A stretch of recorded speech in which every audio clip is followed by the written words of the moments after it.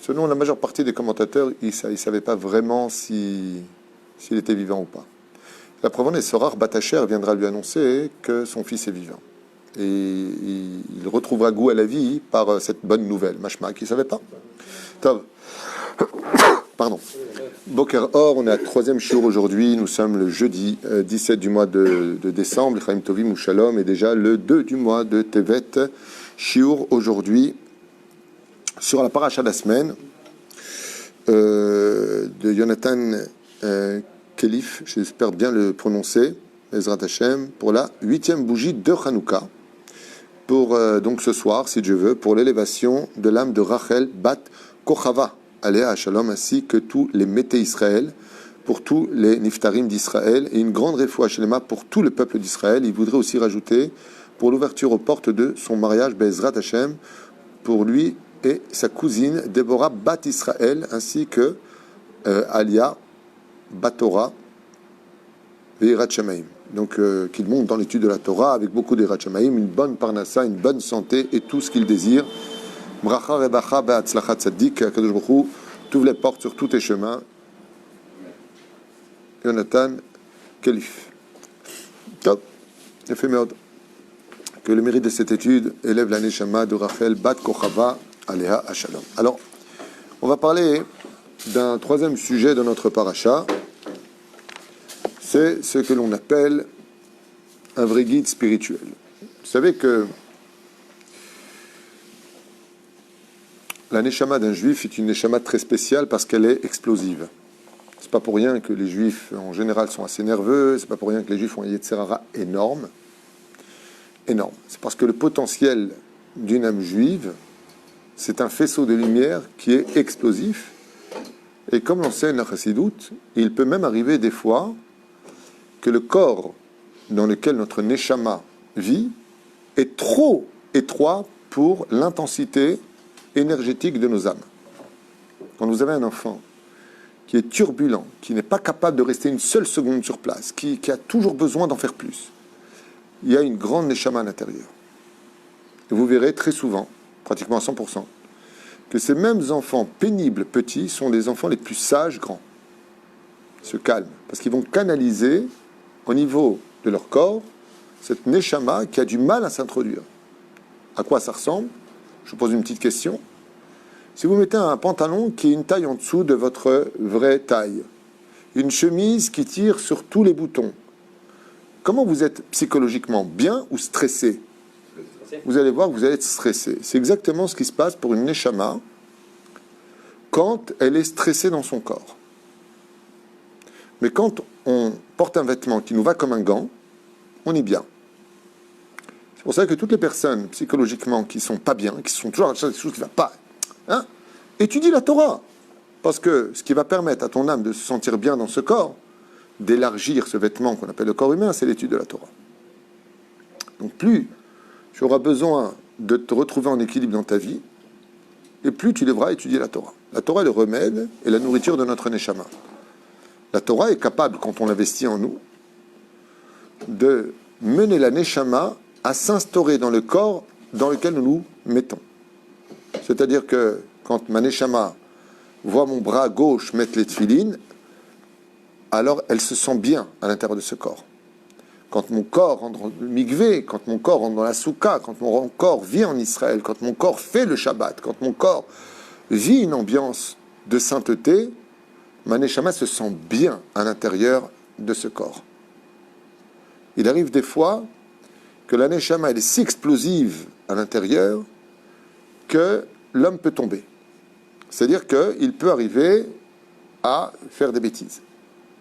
Un grand yetzer hara.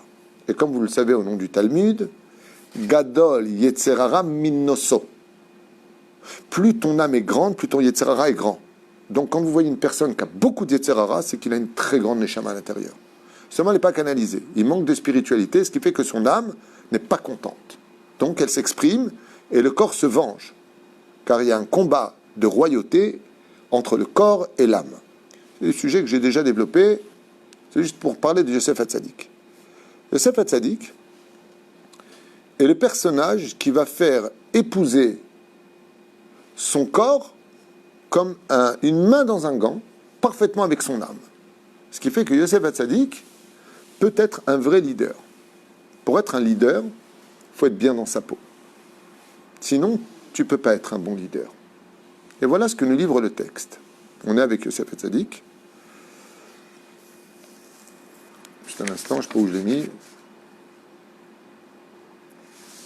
Voilà, le secondos. Voilà, mais si, c'est là. Alors, Yosef Hatzadik, lui, il a étudié la Torah toute sa jeunesse avec son père. Il est jeté dans un trou très étroit avec des serpents et des scorpions, mais il s'en sort vivant. Il est jeté dans la maison de Poutiféra, mais il s'en sort bien. Il est, jeté pendant 12 ans dans un puits, un fond, un cachot égyptien. Vous imaginez les conditions à l'époque d'Égypte, il n'y avait pas des carreaux par terre, c'est de la boue. Il s'en sort bien. Pourquoi ?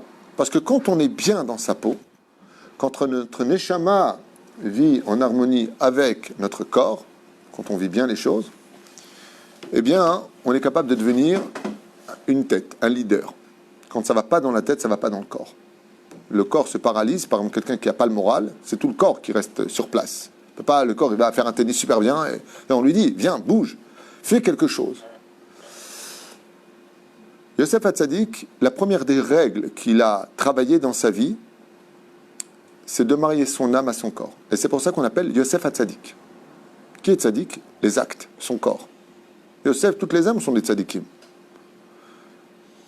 Quand on partira d'Égypte, on prendra les ossements de Yosef. Mais qu'est-ce que ça a besoin de les prendre ? C'est sa neshama qui compte. Non. On ne peut pas prendre Yosef sans prendre son corps. Parce que Yosef Hatzadik est marié avec son corps. Et qu'est-ce que ça a donné comme résultat ? Voici le verset. Vatir av kol eret Misraïm, quand la famine a commencé à devenir rude dans les foyers égyptiens, ainsi que sur tout le globe de la terre, ils sont partis voir Pharaon. Vaïtz'aka'am el paro la lehem. Ils ont dit à Pharaon, donne-nous du pain, on est en train de mourir. Ça ne va pas. On voit chez les Égyptiens ici présents que le corps est plus important que l'âme. Car le pain nourrit le corps, tandis que la spiritualité nourrit l'âme. Ils viennent crier chez Pharaon. Donne-nous du pain. C'est légitime. Tu ne manges pas, tu crèves. Vayomer paro lechol mitzrayim. Et Pharaon, il dit à toute l'Égypte, Lechou el Yosef. Allez chez Yosef. Mais je ne comprends pas une chose. Ordonne à Yosef. Dis à Yosef. Pourquoi il dit allez chez Yosef? Et pire encore, Yosef est vice-roi d'Égypte. Je ne sais pas moi, vous êtes patron d'une société internationale qui fait des milliards. Ok? Il faut donner des sandwichs aux ouvriers. Qui va donner des sandwichs? Vous? Ou des sous-fifres? Des ouvriers. La Torah vient nous apprendre un mot secret ici, qu'on lit tous les ans, mais qui ne tape pas à l'esprit. Lechou el Yosef. Il aurait dû être marqué Lechou el Yosef ou l'chol avadav. Allez chez Yosef et tous ses esclaves. Ou alors les ministres, comme le maître Échanson, le maître Panetier. Il n'y a pas de ministre, il n'y a que Yosef. Machma que Yosef n'a pas donné ce rôle à personne qu'à lui-même. Je ne sais pas si vous imaginez. Il n'a délégué à personne ce rôle. Parce que c'est un vrai leader. Et vous allez comprendre de quoi on parle. Un vrai leader, on a vu que Pharaon, on a vu que Moshe Rabbeinu, le Falfa Avdanim, et Yitro, qui veut dire, attends, tu peux pas. Il dit, ça n'a rien à voir. Là, c'est juger le peuple. On parle d'être un leader. Un vrai leader, dès qu'il y a des rôles très importants, la dernière des choses qu'il y a à faire, c'est de le déléguer. Pourquoi ? Parce qu'un leader, il fait très attention au bien-être de l'autre. Un vrai leader, c'est pas simplement celui qui donne à manger, c'est celui qui remonte le moral de l'autre. C'est celui qui parle avec respect vis-à-vis des autres. Vous imaginez un petit peu, déjà avec ma collègue, quand ils viennent, les uns après les autres. Bon, attendez, madame, 2 minutes. Monsieur, attendez un instant, on occupe. Ça va, on te rend service. On va te donner quelque chose. C'est pas être un leader. Yosef, il dit, si je donne mon travail et que je le délègue à quelqu'un, va savoir comment il va accueillir les Égyptiens quand ils vont me dire, on a faim, on va mourir, donnez-moi vite du blé, mon fils va crever. Il dit, oh, il faut leur monter le moral. Il y a du blé pour tout le monde, ne vous inquiétez pas. Mais qui c'est qui sait bien parler? Qui c'est qui sait parler avec douceur? Qui c'est qui a vécu la pauvreté? Qui c'est qui a été abandonné? Qui a vécu cette expérience d'avoir faim en prison? C'est moi, Yosef. Moi, je suis passé par toutes les épreuves de ces gens-là. Je sais ce que c'est de se sentir abandonné. Je sais ce que c'est quand il y en a qui va me dire « J'ai pas de famille, Yosef, aide-moi, j'ai même pas de quoi payer. » Alors, je peux pas donner cette âme.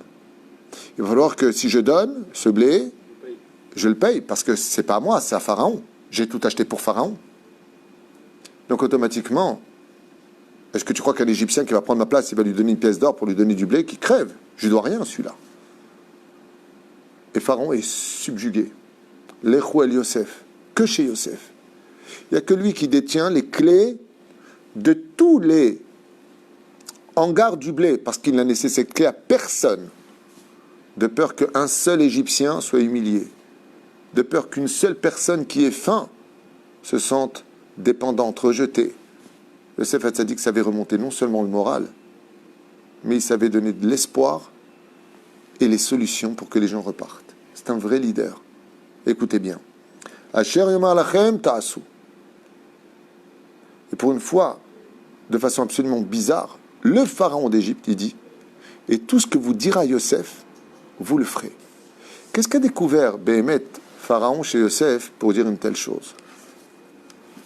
Chazal nous disent que même pharaon est resté en respect vis-à-vis de Yosef, tellement il a vu en lui un leader en qui il pouvait donner son sceau. Et qu'est-ce qu'il lui dit? Seul le trône sur lequel je suis assis fera la différence entre toi et moi. Mais je sais qu'une seule chose de toi, c'est que de toi je ne serai jamais déçu. Jamais tu me feras du mal, parce que tu es un vrai leader. Tu n'es pas quelqu'un à qui on va donner du travail et prendre ma place, parce que tu as de la reconnaissance, parce que tu as de la gratitude. Écoutez bien, dans le Mayana Shel Torah, il ramène là-bas, au nom du Midrash, que Yosef, par exemple, ne mangeait jamais un morceau de pain si ce n'est que le soir seulement. Yosef Hatzadik, quand est-ce qu'il prenait son repas? Il prenait un repas uniquement le soir. Le Shoalim, lama.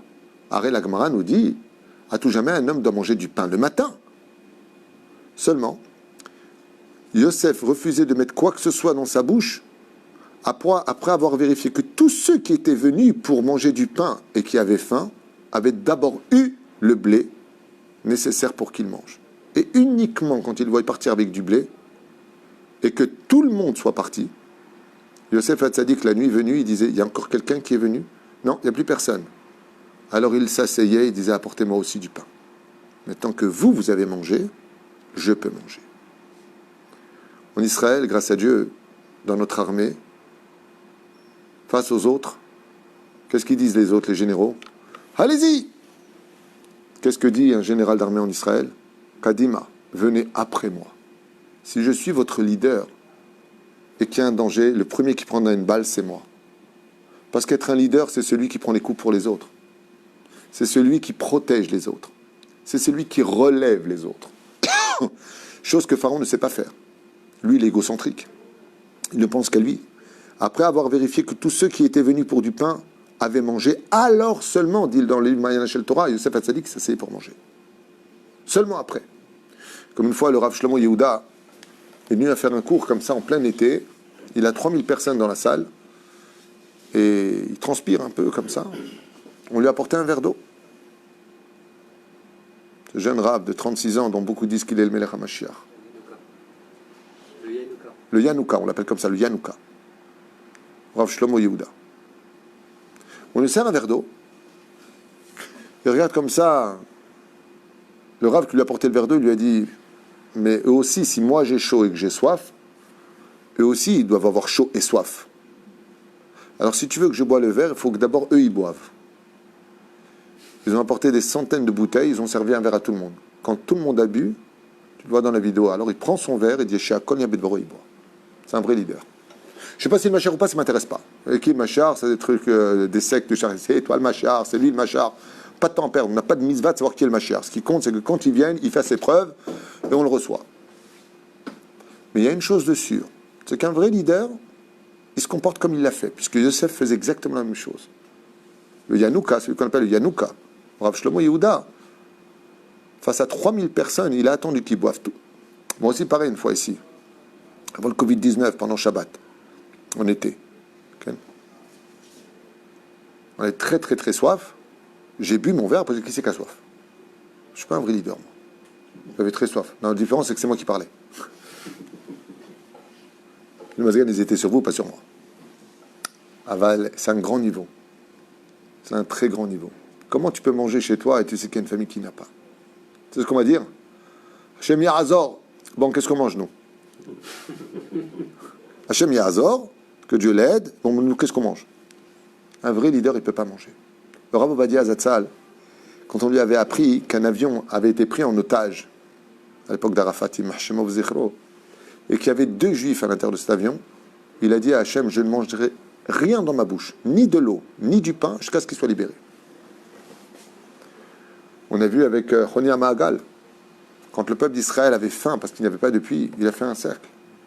Il a dit à Dieu, je ne sortirai de ce cercle que quand la pluie tombera. Alors la pluie est tombée. Non, pas une pluie rasera. Des petites gouttes comme ça. Pas une pluie de Singing in the Rain. Non. Il y a une belle pluie qui est tombée. Là, je sors. Toi, tu serais prêt à dire tant qu'il y a des pauvres en Israël, je ne sors pas de mon trou? Yosef Hatzadik, c'est pour cela que Yosef ne laissa à personne son rôle si important malgré son titre de vice-roi d'Égypte et toutes ses responsabilités. Car il fallait veiller à ce que tout le monde ait ce qu'il lui faut, aussi bien moralement que mentalement. Car quelqu'un d'équilibré dans son corps peut se permettre de rééquilibrer les autres. Et en plus de cela, sans s'énerver ou humilier, chose que, à part lui, personne n'aurait été capable de faire. Mais tout avec douceur et réconfort pour chaque démuni d'Égypte, juif comme non juif. Il acquit toute l'Égypte pour Pharaon. Deuxième shlave, qui l'a mis vice-roi d'Égypte? Pharaon. Yosef, il n'aime pas les dettes. Il m'a dit, tu m'as mis vice-roi d'Égypte, je t'achète toute l'Égypte pour toi. Par gratitude pour son titre de vice-roi, il veilla sur le fait que tous les biens, les moindres petites pièces qui seraient récoltées, aillent dans les caisses de Pharaon. Ce qui fait que Pharaon, il dit, allez chez Yosef et tout ce qu'il vous dira, vous le ferez. Mais vérifie. Il dit, non, il n'y a pas besoin de vérifier. Un homme comme lui, qui a de la gratitude, c'est sûr qu'il est équilibré. Qu'est-ce que c'est quelqu'un qui n'a pas de gratitude?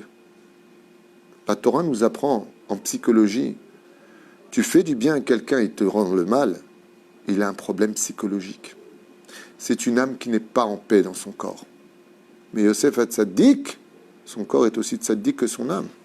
Pharaon, il dit, il n'y a pas de problème. Personne n'a porté plainte contre Yosef Hatzadik. Personne n'a osé dire Yosef t'a volé. Comme l'ont fait souvent les non-juifs, les ministres jaloux des juifs, ils disaient souvent, ouais, c'est normal, hey, il te vole tes caisses. Avec Yosef Hatzadik, pas un seul ministre. Et vous savez pourquoi? Parce que Yosef avait beaucoup de respect pour chaque ministre. Il lui disait, quand il le voyait dans les couloirs des palais, tu sais pourquoi tu es ministre de Pharaon? Parce qu'à Rosh Hashanah, Dieu t'a choisi pour un rôle très important. Tu es ministre de la santé. Alors veille sur ton peuple, qu'ils aient une bonne sécurité sociale, qu'il y ait de bons médecins. Punis les charlatans, car la santé de l'homme, c'est une vie. Et on ne joue pas avec la vie. Tout le monde aimait Yosef Hatzadik. Et pour finir, écoutez bien, il acquit toute l'Égypte pour Pharaon, jusqu'au point où, dans la paracha de Vaïgash, ils vont se vendre, eux, leurs terres, leurs maisons, leurs enfants et leurs descendances pour Pharaon. Ouais.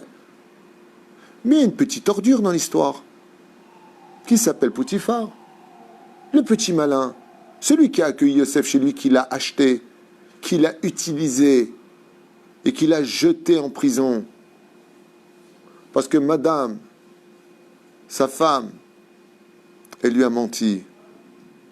Un mec qui te jette en prison alors que pendant, comme c'est marqué dans la Torah, 1 an, quand il était chez Potiphar, Potiphar s'est enrichi de tout.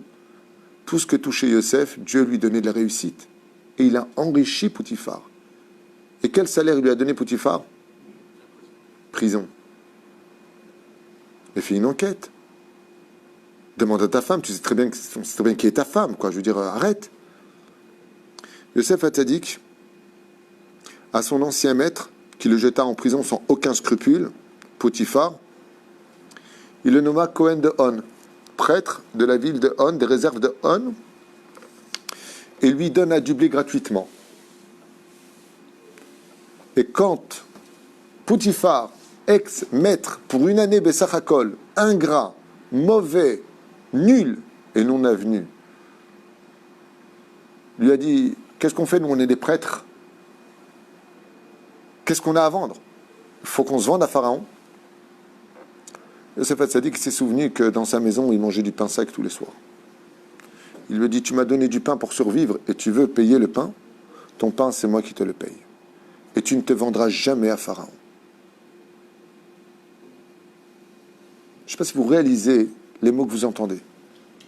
Je ne sais pas si vous réalisez, en sortant de ce bête midrash tout à l'heure, quand vous allez aller dehors, ce que c'est un vrai patron. C'est quoi un vrai leader? Un verset dans la Torah. Allez chez Yosef, et tout ce qu'il vous dira, vous le ferez. Mais il n'y a que Yosef en Égypte. Pour ce genre de rôle, pour être le leader d'un endroit où il y a si peu de gratitude et tellement de souffrance, pendant une famine impitoyable, il n'y avait que Yosef pour sauver l'Égypte. Même les Égyptiens l'ont compris. Quand on veut être un grand pendant une pandémie, quand on veut être un grand en tant que leader spirituel, Astidak Shekulam Margishim Tov, veille toujours à ce que tout le monde aille bien, que tout le monde vienne à la Beth Knesset, que tout le monde ait de quoi faire Shabbat, que tout le monde se sente bien dans sa vie, qu'il y ait des Shlom Bayit, qu'il y ait des enfants qui naissent, qu'il y ait des mariages qui s'accomplissent, que date Moshe Israël. Ça, c'est être un vrai leader dans ce monde, avec la dureté nécessaire pour remettre les gens tordus à leur place et la finesse d'esprit pour mettre les gens doux dans l'amélioration d'une vie équilibrée de l'âme dans un corps. Ainsi donc, Bezrat Hashem, on apprend de cette paracha qu'est-ce que c'est un vrai leader. On a vu comment il s'est comporté avec les Égyptiens et on a vu aussi comment il va réparer ses frères qui l'ont vendu par haine et par jalousie, les mettre à l'épreuve jusqu'au bout. Pourquoi tellement d'épreuves? Chazal Omrim, parce que Yosef a veillé sur ses frères qui n'avaient pas au Gehinam pour ce qu'ils ont fait. Alors mieux vaut qu'ils payent sur terre avec moi, que je les pardonne de visu, que je garde ça dans mon cœur, dire oh mes frères, c'est moi Yosef, ne vous inquiétez pas, je vous donne à manger. Il dit si j'avais fait ça, Yosef, ils auraient donné des comptes dans le ciel, mais avec moi, Ani Yosef Achichem Hashem Rechartem, je suis Yosef, votre frère, vous m'avez vendu. Et les frères ont eu honte. Il leur a dit je préfère que vous ayez honte sur terre qu'après la mort à 120 ans. Grâce à moi maintenant, vous avez tous votre monde futur. Zemar e al behemet, qu'est-ce que c'est un leader spirituel qui réussit sa vie? Il est là pour réparer ceux qui sont dans ce monde, mais il est aussi là pour veiller à ce que tout le monde ait sa part au monde futur. Une petite phrase qui valait un grand titre, un vrai guide spirituel. Baruch Adonai l'olam, amen ve'amen. Et à l'Atzlachat Hashem Atov, Adagul va'Hashuv, be'ezrat Hashem Itbarach, Natan Kilif, Ayakar pour l'élévation de l'âme de Rachel, Bat Kochava, une grande réussite pour tous les enfants d'Israël, lui-même, sa cousine Déborah, Bat Israël, be'ezrat Hashem, bon aliyah, Yirat Shamayim, Parnassa, B'rit Tana, Kol Am Israël, amen ve'amen.